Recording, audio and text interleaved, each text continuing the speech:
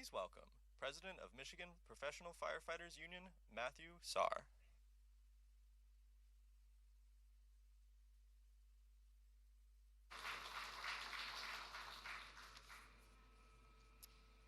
Good afternoon. I'm honored to be here to welcome Vice President Harris. Vice President Harris has the backs of workers and firefighters her entire career. She fought wage theft in California as the state's Attorney General.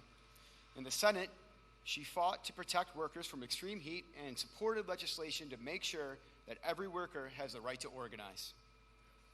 As Vice President, she helped increase our AFG and SAFER grants to make sure we have the equipment we need to keep our community safe.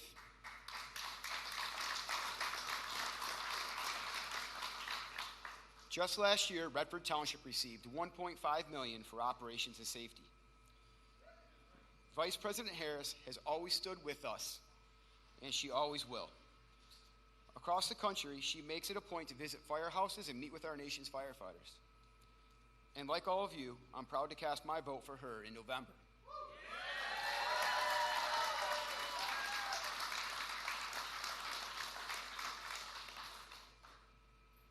Now, it is my honor to introduce the next President of the United States, Kamala Harris.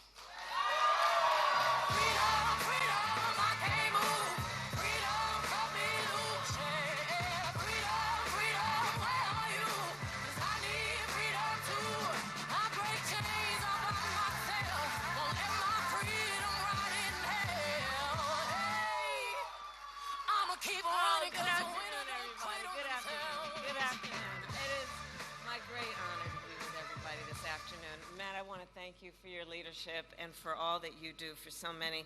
You know, everyone here, you all have chosen to live a life of service in the most extraordinary way, and I'm so thankful to all of you, to Matt, for your leadership, and everybody here, and it is so good to be in the House of Labor. Thank you all.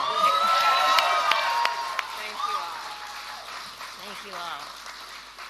And you know, yours is a profession that is more than a profession. It really is about a calling. You know, I was just telling Matt, my brother-in-law just retired as a firefighter in California. So for me, this is personal and it is professional. I know what you guys do, and I know your character, I know your families, I know what it means for the whole community, for you all to take on the lives that you have decided to live, and I'm so thankful to you. You guys work long shifts with unpredictable hours in some of the most dangerous conditions. You do so on behalf of people you've never met. Sometimes those people will never know your name, but because of what you do, with such sincerity and the highest level of skill and professionalism, their lives are forever better, and they always know and have the comfort of going to sleep at night knowing that should any tragedy come their way, that you guys are out there and would be there. It's an extraordinary thing you do, and it's a great gift that you have that you give. And so I am so thankful to you. Thank you. And of course, I am thankful for the union that supports you and your right to all that you deserve in terms of the wages and the benefits that you so rightly have earned. And I also want to thank the other brothers and sisters from labor who are here from UAW, IBEW, LIUNA. Where are your orange t-shirts? I know you're here somewhere. I thank you all of you. So look, just yesterday we saw another example of the power of collective bargaining, right? When the longshoremen and the U.S. Maritime Alliance came together, ended a strike, and reached an agreement on a record wage, right? They did good. They did good. And I say everywhere I go, look, collective bargaining benefits everybody. And you know, the term, and I'm looking at our young leaders who are here. I'm so glad you guys are here. So collective bargaining, it's just a basic logical point. So here's what it means. It means that in any negotiation, you want the outcome to be fair, right? We all want fairness, right? Everybody wants fairness, or should. So here's the thing about collective bargaining. If you want the outcome to be fair, you got to realize if you're requiring the one worker to negotiate against the big entity, Do we really think that the outcome is going to be fair? Probably not. But if you let the workers together as the collective, then negotiate against the big entity, it's more likely that the outcome will be fair. That's the basic point of collective bargaining. That's the basic point of why we want our unions to be able to do their work on behalf of workers every day. Because we know when union wages go up, everyone's wages go up. Yeah. And when union workplaces are safer, all workplaces are safer. And the bottom line is when unions are strong, America is strong.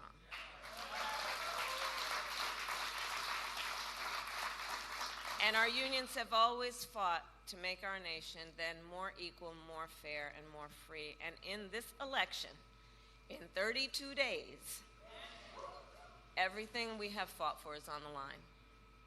This election is about two very different visions for our nation. One that is focused on the past, and ours that is focused on the future. We fight for a future where we protect the fundamental freedom to organize.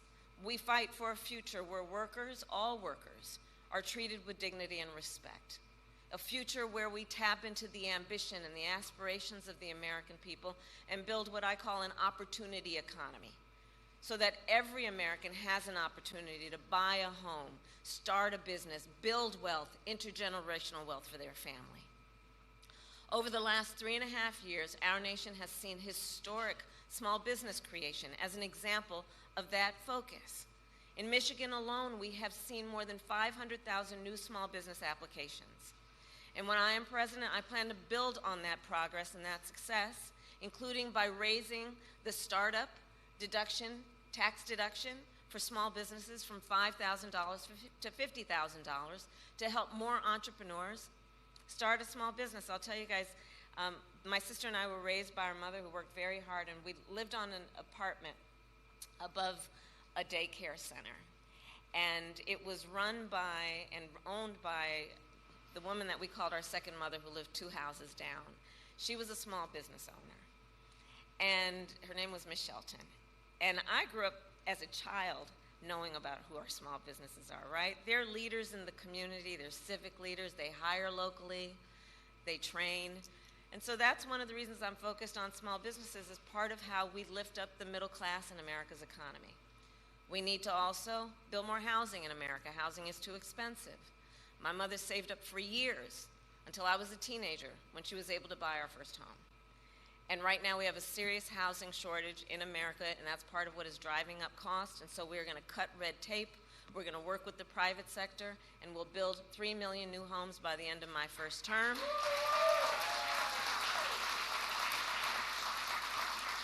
Including providing first-time home buyers with a $25,000 down payment assistance so they can just get their foot literally in the door to be able to invest in the American dream, which not everyone has access to these days. We need to lower the cost of living, because look, our economy, while we're making good progress, just this morning, in fact, we got a solid jobs report. Over 250,000 jobs created last month. Unemployment fell. And just a few weeks ago, the Federal Reserve cut down interest rates, which is going to be great for a lot of folks. But there's still more work we need to do. Prices for everyday things like groceries are still too high. You know it and I know it. And so we have a plan to lower costs on everything from healthcare to groceries, including what I've done in my career as Attorney General, which is we got to take on corporate price gouging. We got to take on what we need to do to understand that if you want to grow the middle class, we need more middle class tax cuts. And the tax cut that is part of my plan will give a tax cut to 100 million Americans. We need to expand child tax credit, and I will do that to expand it to $6,000 so that for the first year of a child's life, their parents have the resources that they need to be able to buy a crib or a car seat. And in that very critical stage of their child's development, just be able to do more than get by, but be able to get ahead. And I say all this to say, I will always put the middle class and working families first. I come from the middle class, and I will never forget where I come from. I will never forget where I come from.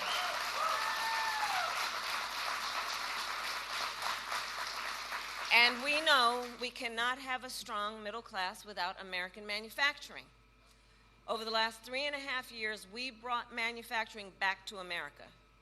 We created 730,000 manufacturing jobs and announced the opening of more than 20 new auto plants in the United States.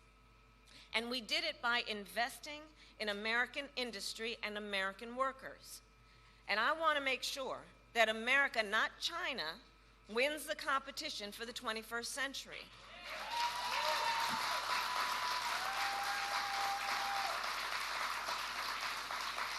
So under my plan, we will invest in the industries that built America, like steel, iron, and the great American auto industry.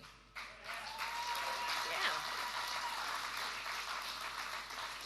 So we can ensure that the next generation of breakthroughs, from advanced batteries to electric vehicles, are not only invented but built right here in America by American union workers.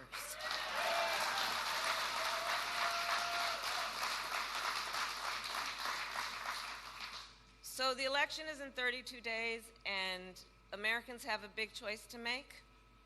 And I think it's very important then to point out Donald Trump has a very different approach than mine. And let's be real about who Donald Trump is. Let's be real. This is a time for real talk.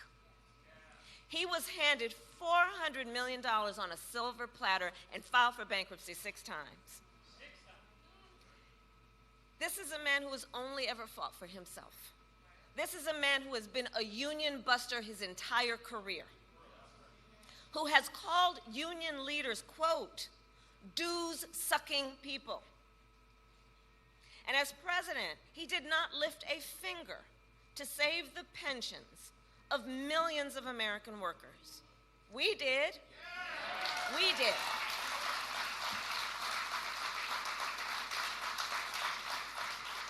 This is a man who sold promise after promise to American workers but never delivered, who said he supports so-called right-to-work laws 100%. Those are his words. He who joked and laughed about firing striking workers. You remember that? Who rolled back labor standards and made it easier for companies that break labor laws to get federal contracts. And Donald Trump is a man who tried to cut funding for our first responders, including SAFER grants for firefighters. So brothers and sisters, as we stand here in a house of labor, we will not be fooled. We will not be gaslighted. Donald Trump's track record is a disaster for working people. And he's trying to gaslight people all over our country. But we know the facts, and we know the truth. He is an existential threat to America's labor movement. Just look at his track record to know. He said he was the only one who could bring back America's manufacturing jobs. Michigan knows what I'm about to say. Then America lost nearly 200,000 manufacturing jobs when he was president, including tens of thousands of jobs in Michigan. And those losses started before the pandemic, so we're clear, making Donald Trump one of the biggest losers of manufacturing jobs in American history.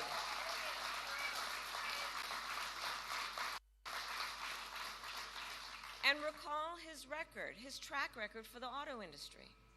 He promised workers in Warren that the auto industry would, quote, not lose one plant during his presidency. Then, American automakers announced the closure of 6 auto plants when he was president, including General Motors in Warren and Stellantis in Detroit. Thousands of Michigan auto workers lost their jobs.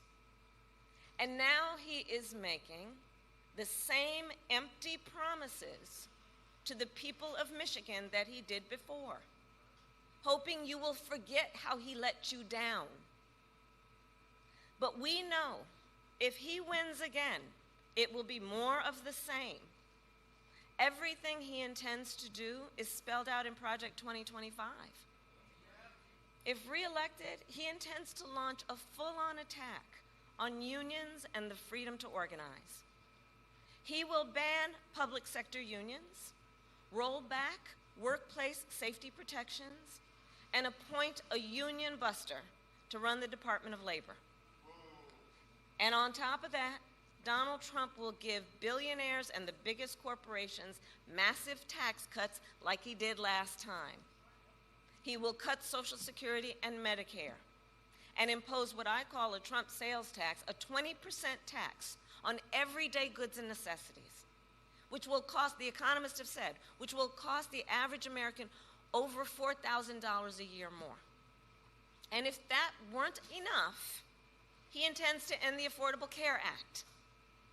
And even after he tried to repeal it time and time again when he was president, he still has no plan to replace it. Did you guys see the debate? Concepts of a plan. He has concepts of a plan. Come on. And you know, I've said many times he is an unserious human. But the consequence of him is quite serious. Because think about that, concepts of a plan. So he's going to threaten the health care and health coverage of 45 million people in America based on a concept? Think about that. To take us back to when insurance companies could deny people with pre-existing conditions, you remember what that was like? So look, I'm here to say, and I think we all know, it's time to turn the page. It's time to turn the page. Not going back. America is ready to chart a new way forward because we are not going back. No, we're not. And so it all comes down to this. We are here together because we know what is at stake. And we are here together, and I'm looking at the young leaders, because we love our country. We love our country. Yes, we do. We love our country. And I do believe it is the highest form of patriotism to then fight for the ideals of our country and to fight to realize the promise of America. We have 32 days to get this done. And we know this is going to be a very tight race until the very end. And we are the underdog. So we have some hard work ahead of us. But I know who's here. We like hard work. Hard work is good work. Hard work is good work. And we know what we stand for, so we know what to fight for. We stand for opportunity. We stand for dignity. And we stand for the future. And so we know when we fight, we win. God bless you. God bless the United States of America. Thank you.